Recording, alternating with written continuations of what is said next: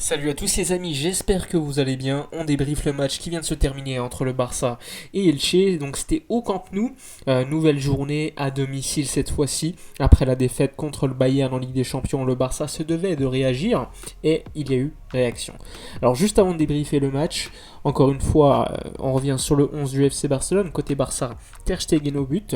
Une défense, encore une fois, avec quelques changements avec Eric Garcia de retour dans le 11 associé à Araujo. Sur les côtés, nous avions le retour de Baldé à gauche et Koundé à droite. Le milieu de terrain très expérimental avec De Jong en 6, Pedri à gauche et Kessie à droite. Ensuite, l'attaque, Memphis Depay à gauche, Lewandowski en numéro 9, et ainsi à droite, nous avions Ousmane Dembélé. Donc, un 11 assez compétitif du FC Barcelone qui se devait de gagner pour continuer cette marche en avant en Liga et après une défaite contre le Bayern de Munich en Ligue des Champions. Alors, pour résumer cette première mi-temps, une mi-temps avec 15 premières minutes, on va dire, pas d'occasion du tout. Un match, on va dire, assez habituel au Camp Nou à 16h15, très ennuyeux, pas beaucoup de rythme, beaucoup de fautes et gains de temps de la part des joueurs de Elche. Je peux comprendre, mais c'est vraiment chiant quand tu es en train de regarder le match. Pas beaucoup d'occasions et pas beaucoup de rythme également, quelques erreurs au niveau des passes, peu de justesse je trouvais techniquement. J'ai bien aimé le milieu de terrain notamment Frenkie de Jong que j'ai trouvé très très dominant au milieu de terrain. D'ailleurs le carton rouge pour Elche vient d'une passe trouvée, un jeu à 3 avec Frenkie de Jong qui lançait Lewandowski qui a été retenu et donc justement il y a eu carton rouge pour Elche, le joueur était dernier défenseur. Caissier très agressif qui se projetait beaucoup mais très agressif, qui n'est pas passé loin également d'un carton rouge, et Pedri comme d'habitude, Pedri c'est Pedri. Sinon Baldé qui se projetait beaucoup, Memphis Depay qui était assez intéressant dans ce rôle d'espèce de pivot, qui était très très peu dans un vrai rôle d'ailier, on va se le dire. Lewandowski qui venait quand même assez en retrait pour aider l'équipe, pour être le liant entre l'attaque et le milieu. Et beaucoup de projections pour Dembélé qui, comme d'habitude, avec sa vitesse, sa qualité de dribble, faisait quand même la différence. Il manquait juste la justesse sur les centres, mais globalement, c'était plutôt positif. Alors, on a quand même fait la différence assez tardivement dans cette première mi-temps. Ça vient encore une fois, il faut le dire, encore lui, Lewandowski, mais le mouvement juste avant est super intéressant. Très beau centre, encore une fois, d'Alejandro Baldé qui va s'offrir lors de cette première mi-temps d'ailleurs 2 passes décisives. 1-0, on s'est dit bon, le match va quand même être facile, on va dérouler.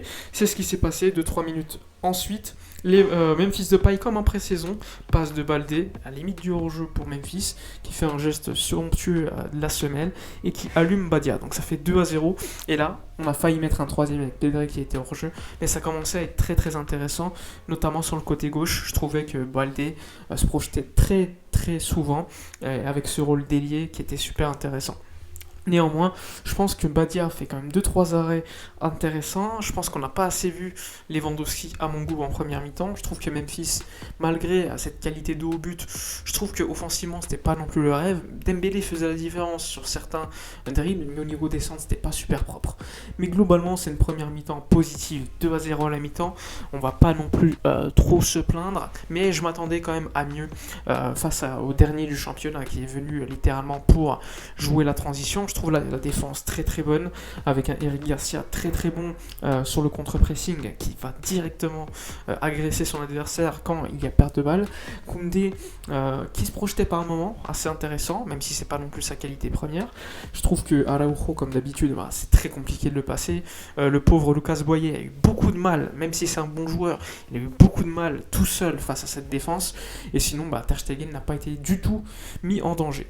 Donc il y a eu un carton rouge pour Elche en première mi-temps. Le coach de Elche a même été il a été exclu également pour protestation. Mais sinon, globalement, une très grande première mi-temps pour le FC Barcelone au niveau du résultat. Même si dans le jeu, on pouvait s'attendre à beaucoup beaucoup mieux à mon goût. En second mi-temps, disons qu'on a vite tué le match. Au bout de 2 minutes de jeu, Lewandowski marquait un doublé pour lui, donc un 3-0. Après, encore une fois, une belle construction sur le côté, un bon centre, avec Memphis Depay qui traînait là et qui a permis donc une petite pression en même temps et le défenseur a relancé sur Lewandowski qui a mis donc son doublé. Donc à la 48e minute de jeu, il y avait déjà 3-0 pour le Barça, 10 contre 11 au Camp Nou. Donc le résultat était largement fait, il n'y avait vraiment plus de match. Néanmoins, en deuxième mi-temps, on va pas dire qu'on s'est éclaté, hein, pardon, ça n'était pas l'éclatade non plus. Même si, bon, on était supérieur, il y a eu des attaques. Défensivement, on a encaissé une frappe dans le match et elle est sortie à la 90e minute et elle n'était pas du tout dangereuse. C'est dire la domination du FC Barcelone ce soir, enfin aujourd'hui, contre Elche.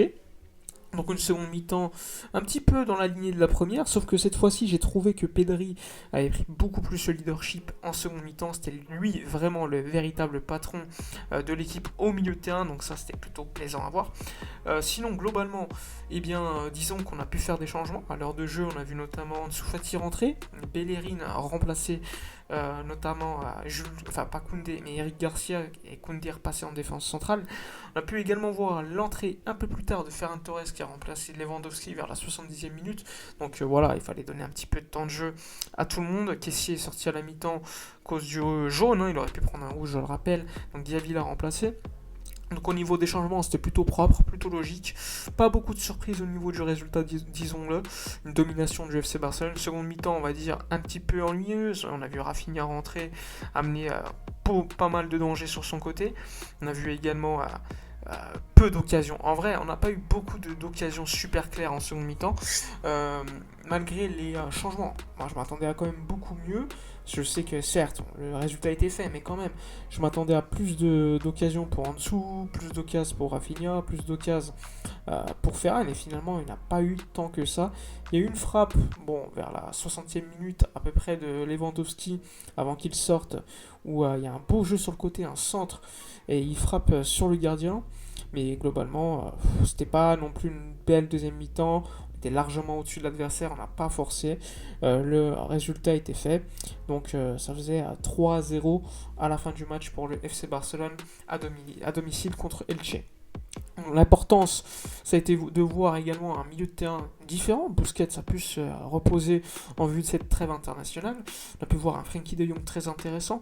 J'ai aimé Baldé, j'ai aimé également la défense centrale. La défense centrale qui était très puissante, hein, encore une fois.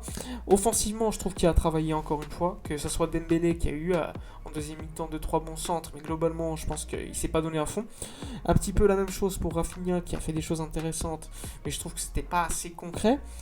Tout comme tous les entrants en fait. Donc je pense qu'offensivement il y a encore du boulot. Lewandowski marque un doublé, mais je trouve qu'il n'a pas fait un si gros match que ça. Mais bon, il a été là et il a planté. J'ai trouvé Memphis plutôt intéressant, même s'il est sorti à l'heure de jeu.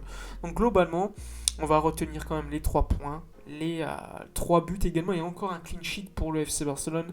Ça fait du bien. Enfin bref, dites-moi dans les commentaires votre MVP du match. Pour moi, ça sera Lewandowski, parce qu'il marque les buts les plus importants du match. Sinon, au niveau du terrain, je dirais peut-être. C'est difficile. Frenkie de Jong, Pedri, et même Baldé qui a fait 2 passes D ont été très intéressants, même Memphis. Donc c'est compliqué, dites-moi dans les commentaires. Enfin bref, je vous dis donc à la prochaine. N'oubliez pas de liker, commenter, partager. Et d'ici là, comme d'habitude, portez-vous bien.